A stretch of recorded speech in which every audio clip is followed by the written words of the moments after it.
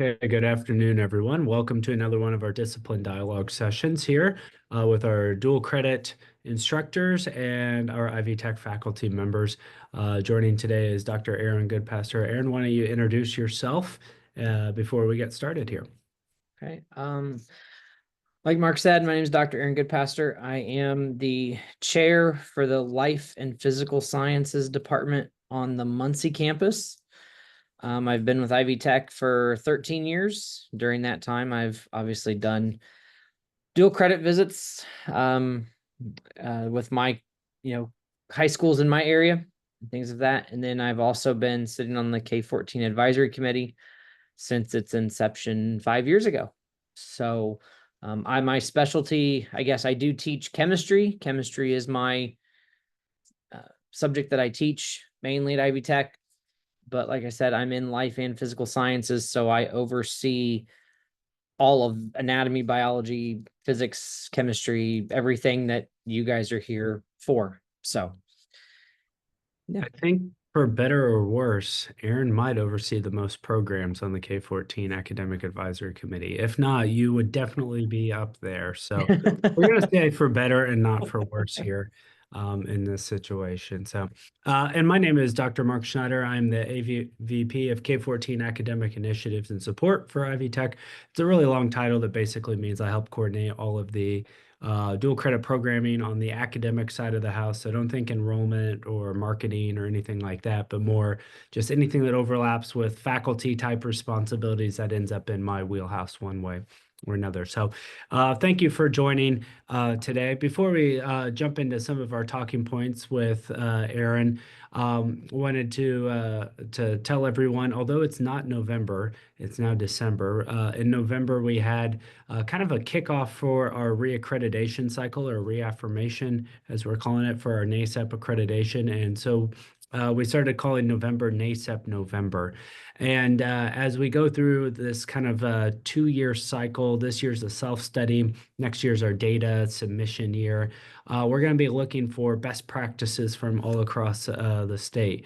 So if you have, what you think would be the best syllabus in the state for your course, great assignments, things along those lines. We need paired examples to go with our on-campus offerings, along with our dual credit offerings, to show that they're the same or relatively the same. If you'd like to volunteer for that, we also have to have a peer review call with some dual credit instructors if you'd like to be a part of that. Any of that, if you'd like to volunteer for it, we'd be happy to have you be a part of it. I'll put my name and email in the chat later on. Just send me an email and we'll put you on the list and reach out to you in the next few months as things pop up.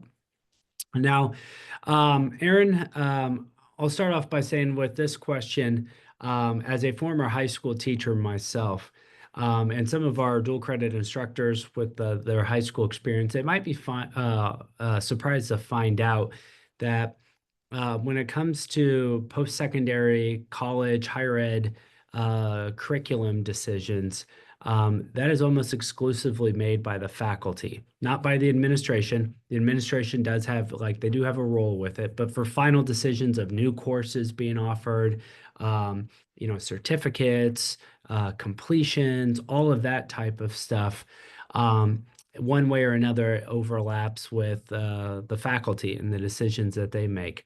All that to say, this year, we're pretty much done with our curriculum committee meetings for the fall. Every program discipline meets at least once a year. Some meet once a semester, so upwards of 3 times a year. But with those curriculum committee meetings that have taken place here over the last few months for the fall, have the faculty members from the programs that you oversee with the dual credit K-14 Academic Advisory Committee, any changes or anything that maybe has been voted upon that you could see coming down the pipeline, perhaps in a year or two? Sometimes these things take a long runway to be built out. Anything that you could see potentially impacting dual credit programming either next year or in the subsequent years? Yeah. So like Mark said, I do oversee several different areas. If there's any chemistry people that are watching this, we are going to change Chem 105 to Chem 125. So that number, it's just a class number change. That is it. Nothing is changing as far as prereqs or objectives or anything else.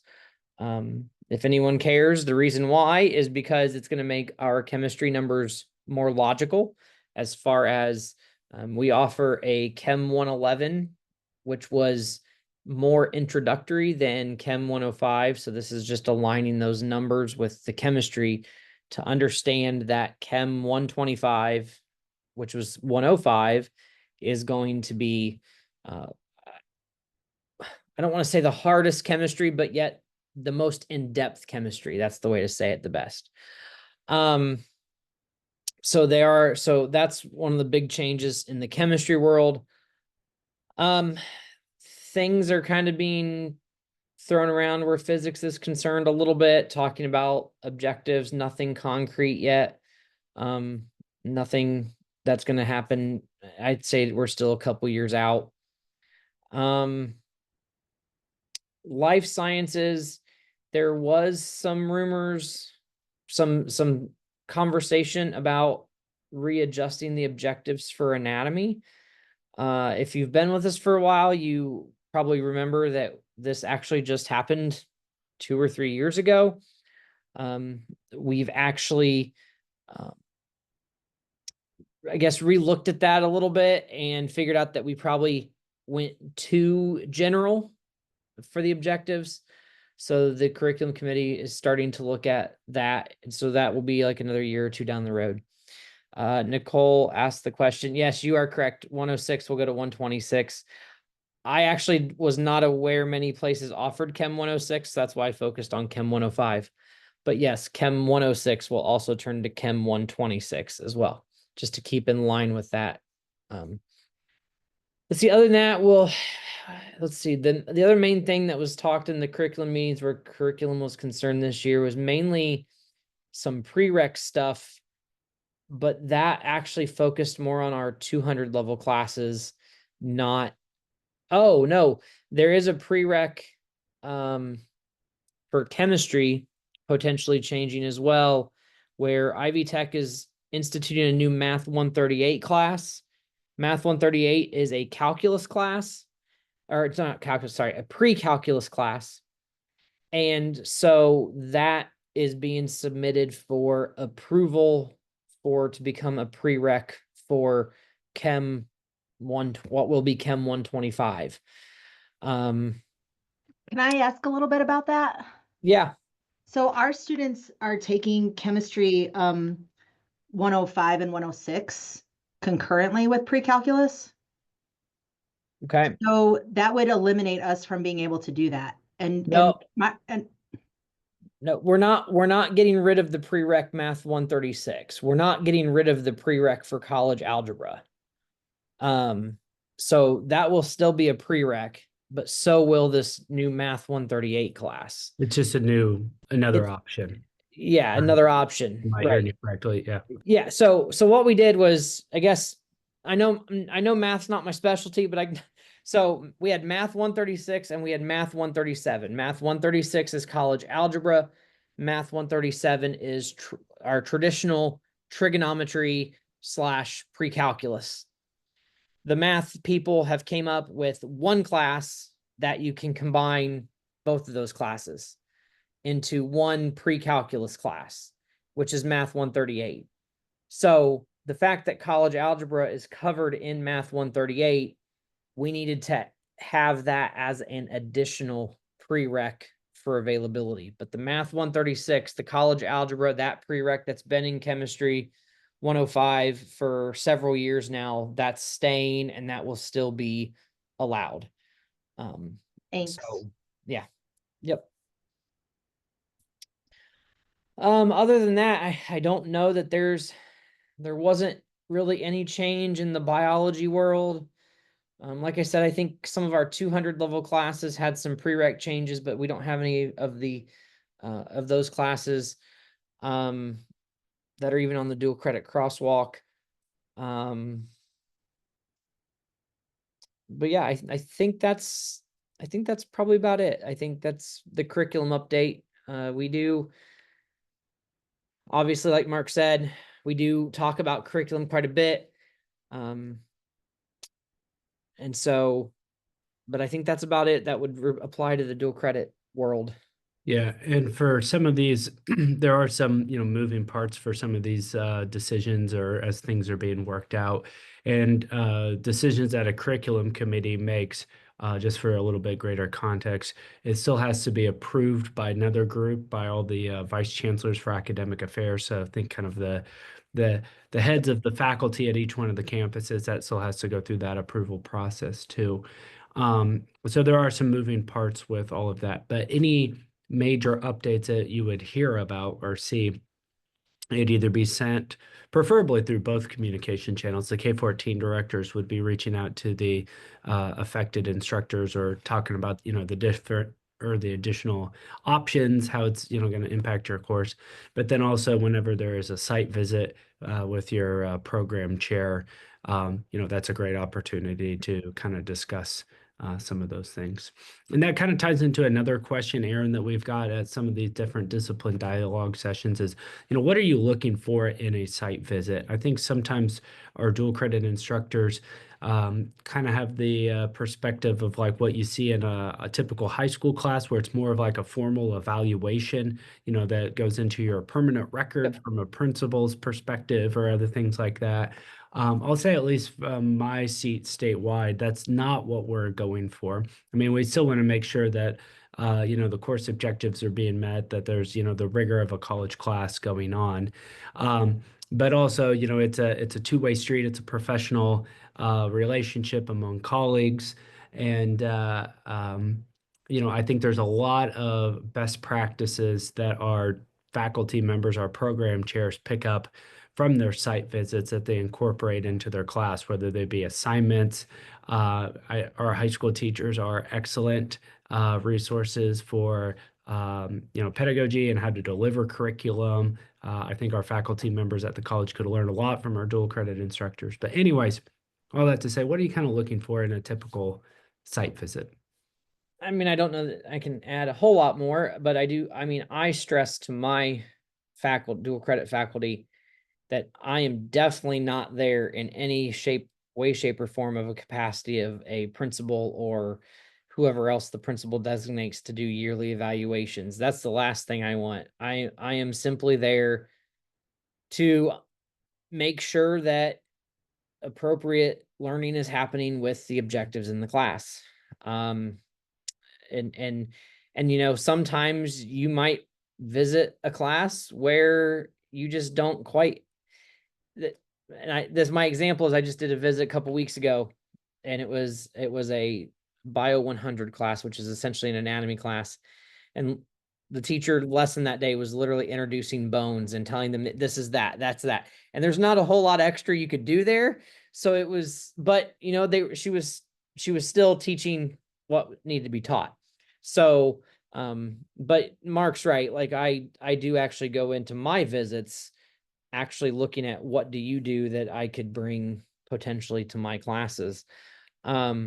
So I mean, when you're not there to judge you on your teaching, yes, our site visit does ask for what lesson you observed for the day. Did you create meaningful, I can't remember the meaningful activity. I don't know if it says activities or not, but something about learning, meaningful learning experience, I think is what it says, or something along those lines. And so I just think hopefully people are understanding that we're not there to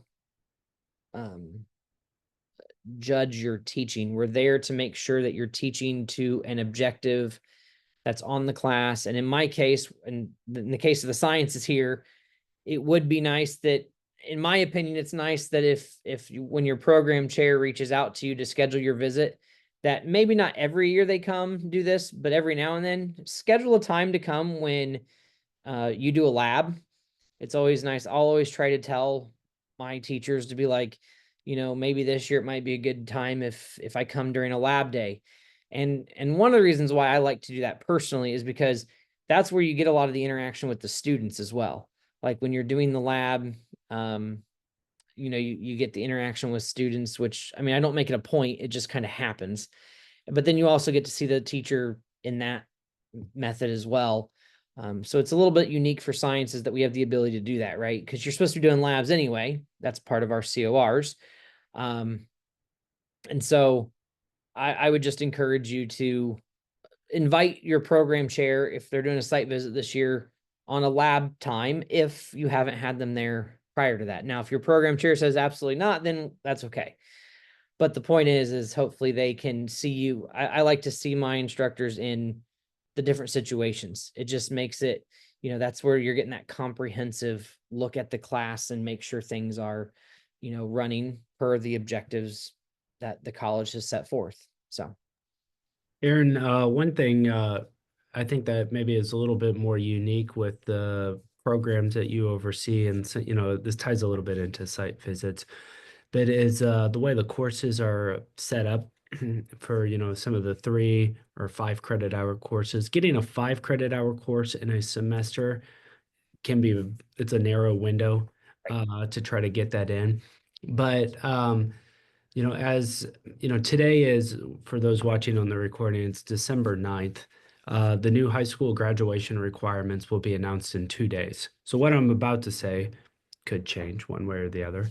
But I think there is going to be maybe a little bit more of an increased emphasis from what already has been a large emphasis on students earning the Indiana College Core in high schools. And you know, many of the programs you oversee, it's a big part of the ICC. But maybe talk about, and I can elaborate on it too, you know, the benefits of taking a 3 credit hour course that some schools would prefer to offer in a full year format, but instead offer it in a semester format where you're still getting ample contact hour requirements met, but then also pairing that with a spring semester course as well, you know, like a 101, 102 set type of situation, or 125, 126, other things like that, where there can be additional credits earned and perhaps unlocking, you know, some of the completions towards the, or unlocking pathways towards ICC completion. Yeah, I mean, you mentioned the contact hours tend to be the hardest part, and that's why, in my experience, not saying it's not possible, but in my experience, I have never ran across someone who can do Chem 125 and Chem 126, or Bio 105 and Bio 107 in a full year. And most of the time that comes down to the contact hours specifically for lab purposes. Emmanuel Francis, your ride is here. Emmanuel Francis. And so when you have those high, because those are 4 contact hours of lab per week. So you have a lot of contact hours there. But in the case of like chemistry with, I'm just using chemistry because that's the best I know, with 101 and Chem 102, that's probably the one where you can get close to the contact hours with the labs. And I will tell you that for the most part with chemistry wise, if people are doing Chem 101 in a full year, they're actually covering material over 2 semesters worth of the class. So if I go visit the class in the second semester around spring break, they've typically passed the content for 101 and they've continued on essentially with 102 content. And so, yes, if you can figure out how to get your contact hours to where you can do lab enough for those classes, then yes, having that 2 hours, then you're getting the student the 6 credit hours. And as long as nothing's changed since the last time I looked, you can use all 6 of those credit hours towards the ICC. And so you're giving them a true full year of college chemistry. I know my anatomy classes do that fairly often. I do have a lot of 101 and 102 anatomy teachers. Biology 101 is a little different. There's not really a second class for that for biology. And then really the other science classes aren't. So mainly it's with anatomy 101, 102 and chemistry 101, 102 is where I see the biggest benefit. With anatomy purposes, pretty sure the students then could actually start a limited enrollment program earlier if they had anatomy credit. As far as I know, they should be able to use that anatomy credit to apply for special enrollment programs. So you're getting them off to a better start. And in reality, you're getting them to a job quicker if you can get them those other classes. I think that's where you're kind of heading with that, Mark. Yeah, And then no, yeah, you nailed it perfectly. Just one or two other topics here, and then we also want to make sure we have time for Q&A for anyone who's on the call here. I do want to set up or just announce a few reminders for benefits for our dual credit instructors. So most are aware, but not everyone, excuse me, are aware that if you've been a dual credit instructor with the college for at least 1 year, then you are eligible for 2 free courses, either for you, a spouse, or your dependents. So if you have any children that are going to Ivy Tech, you can get 6 credit hours covered for free. So each course is a little more than $500. So think roughly 2 courses, 2 3 credit hour courses. It's about $1,000 in saving each semester. So do keep that in mind if you have if you want to take any courses with Ivy Tech, or if you have any children that are attending. Also, anyone with an Ivy Tech email address can download all the Microsoft Office products for free off of the Ivy Tech website, or there's a link to go through it. We looked it up, and I think it was $107 annually is what a Microsoft Office subscription cost if you have that at home for, Word, PowerPoint, Excel, all those things. You can download it for free if you have an Ivy Tech email. So do take advantage of that as well. And then, Aaron, one last question that I wanted to touch upon. It's maybe more from my own knowledge, and I know it overlaps with some of our courses. For the life sciences and everything in that area, are there common assessments that dual credit instructors need to incorporate? Sometimes depending on the program, this can be a final or it's just like a regular assignment. For just a broader context for our audience who's listening, we want to make sure that all the courses, whether it's a dual credit course or an on-campus course, that the course objectives are actually being met and that students are learning what they need to learn. And so if we do have, for instance, say a common final for a class, and maybe that common final is like 25 questions, multiple choice or something like that. If that's happening on campus, we'd like to see that in our dual credit courses as well. So do you know of any common finals? And I can always, of course, look that up. And usually our program chairs are really good about getting that in front of our dual credit instructors. But at least for CHEM and maybe some of the other ones, are you aware of a common assessment? that is a campus by campus thing with life and physical sciences right now. We've not tried to get it statewide ever. Well, I guess I shouldn't say we've never tried. It has been met with a lot of resistance, we'll put it that way, amongst faculty. So at the moment, no, there's nothing official for any life or physical science. I do practice that in my own region in Muncie. We do use common final exams amongst our dual credit classes for Muncie. But yeah, the short answer is no. The curriculum committee has not really ever approached that to a huge degree. It was approached from an Ivy Tech, like our campus classes, and it didn't go anywhere. So at the moment, there's nothing that, it's what the program chair and what the campus likes to do to assure that equivalency. That's how I do it. I do it where you have take your common final, and that common final is 20% of the Ivy Tech grade for both the high school students and for our on-campus classes in a dual credit class. And so that's what, I do. Someone said something about labs for specific classes. The problem with that, this has been discussed amongst the Ivy Tech faculty as a whole. The problem with that is that our materials and also budgets are so varying across the state that we can't really get common labs. Now it's maybe something we should work on more, but I would reach out to your local program chair for some labs that they're doing. But I mean, all the high school equipment is drastically different between all the high schools I go into. So it would be hard to, it's hard to get those lab materials or those common labs. Now, if you're looking for something more of like a general topic for labs, that might be possible. And then you can work on, I guess, figuring out the appropriate way to do that, if that makes sense. But there, I do know that there are some campuses that have very good lab materials. If you talk to your program chair and if you really want it, us program chairs on the curriculum committee tend to talk to each other very well. We would ask and see if we would be given something that we could then share out at a wider degree. So yeah, that's kind of where those types of things are.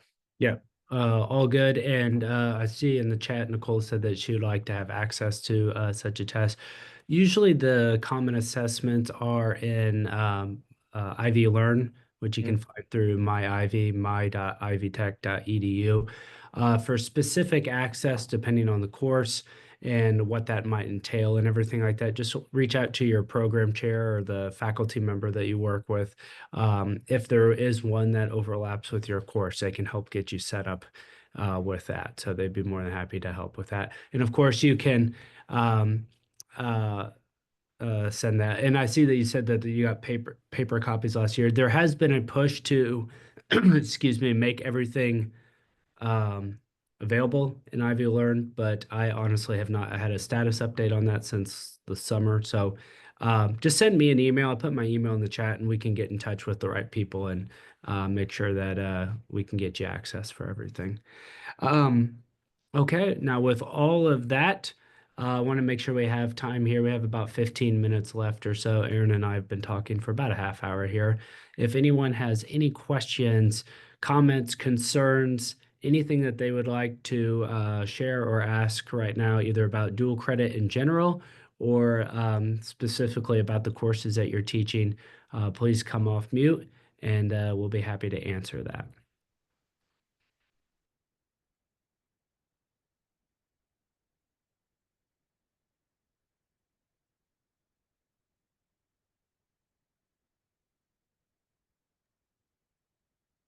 Okay, well, not hearing any questions. I'll give everyone one more minute to think about a potential question. And in the meantime, while you are stewing on that, we always like to end all of our discipline dialogues with a thank you for all the hard work that you're doing as dual credit instructors. Oftentimes, you know, there are a lot of accreditation requirements that we ask of you that require extra work, and you do it out of the goodness of your heart, whether it's working on a syllabus or completing the professional development modules, which are due in April, you know, doing a site visit, all these different things that are a part of being a dual credit instructor. You know, you do that because of the opportunities that it offers your students, and we really do appreciate that. You know, this year we're going to have several thousand students earn the Indiana College Core. We'll probably have about 10,000 completions across the entire state from high school students earning some sort of college certificate or degree, which is a huge number. We're the envy of the entire country. The state is largely because of all the work that Ivy Tech's doing. And the backbone of all of that for the 95,000 students and all those completions and our 500 high school partners that we work with, all of that wouldn't be possible without our dual credit instructor. So thank you very, very, very much for everything that you do. You know, it pays so many dividends, whether it's immediate or long lasting down the road. It really does make a difference. Last year we had about 110 million, I think was the number, 111, something like that, million in college tuition savings at the Ivy Tech rate for high school students. You know, a lot of students go to a four-year institution instead of Ivy Tech. You know, you could probably double or triple that number pretty easily. And especially if you count like graduating early and everything else, all the savings, not having to pay an apartment for an extra year, all of that. I mean, it's a huge number in terms of savings and time. And it's all thanks to our dual credit instructors. So I have a question about chemistry courses. sure, go ahead. Today you mentioned, I think 102 and 111, but I think only 101, 105, and 106 are dual credit. Is there a reason? Is that just because of the crosswalk? Probably. It's probably due to the contact hours and things like that, where we just haven't looked at. Well, so Chem 111 is essentially Chem 101 with an extra credit hour. So it's a 4 credit hour class instead of a 3 credit hour class. So the Chem 111 is not on the crosswalk probably because of that. Because it's obviously easier for high schools to get the 101 contact hours met than it is the 111. And so that's probably just something that the curriculum committee just needs to kind of maybe reevaluate again. And I can definitely bring that up for the next, the change would have to happen next fall, I believe, unless Mark knows something different with dual credit crosswalk. But anyway, but yeah, that's where that is. That's probably why. There are some challenges, and I have to double check this. Chem 101, I believe, is listed as just the high school code of general science credit or something like that. And I don't know that you can have 2 classes that have the same code. I don't know, but that could also be a reason, is that there's no other high school class that it falls under. Like, so for 105, and that might be why 106 isn't there either, because 105 just says AP chemistry and that's it. And so there's not like, which AP chemistry in the high school is a full year class. So there might be something there too. Our school's doing 105 and 106 right now. Okay. So, but 101 is not really meeting our needs for our other chemistry class that we're teaching. So that's why I was wondering. Yeah, 111 is really just 101 with an extra credit hour. I mean, when you look at the objectives, that's really what it is. Okay. So that's probably, I'm sure that's why 111 is not listed, because it really is the same class. Without, it would take me a few minutes to jump in. Or real quick here, there's a footnote for the last question. Yes.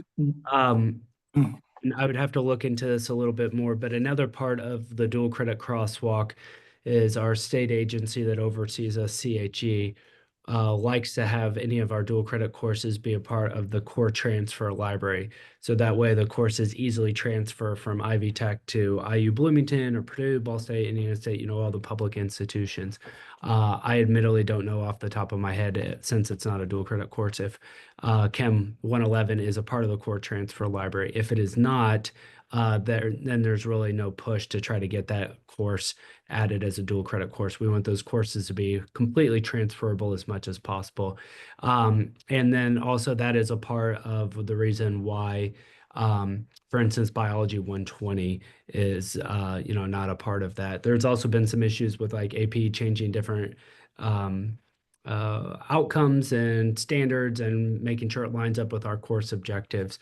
But 120 isn't a part of the core transfer library for it as well. And I do see, the Chem 101, some of our four-year partners do elect to choose that as an elective credit for various reasons. The state agencies can't, compel to get like a complete core or class, one-to-one type thing that you see with a lot of them.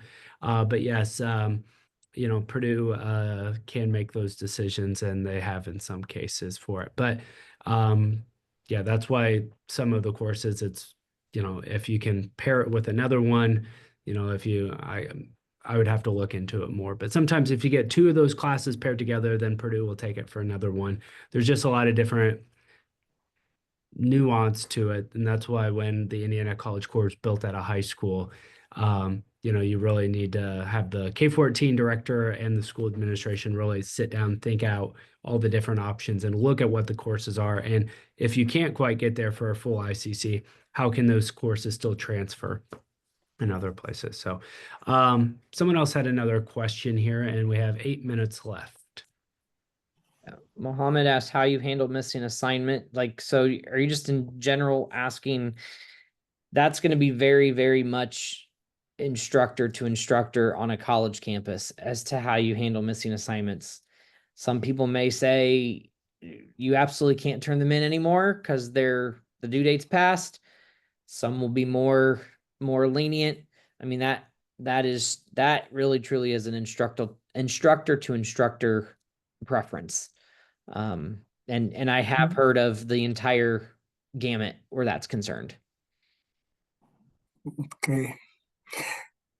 Okay. Well, just for my first year teaching, Bio 1, Bio 101, and I have a lot of missing assignment, Yeah, most of them just,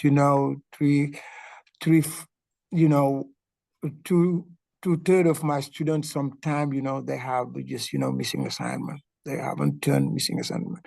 So for your experience, but I hear what you say. So, I mean, this doesn't, my wife happens to be a special ed teacher herself. And so we have this discussion about missing assignments a lot. And it really does span the entire gamut, even in, schools. So it's just one of those things where you kind of gotta figure it out. And, of course, if you're first year teaching it, you learn quickly, and it's an experience thing. Okay. Yeah. Thank you. Mm-hmm. Do you have any other questions? All good questions here.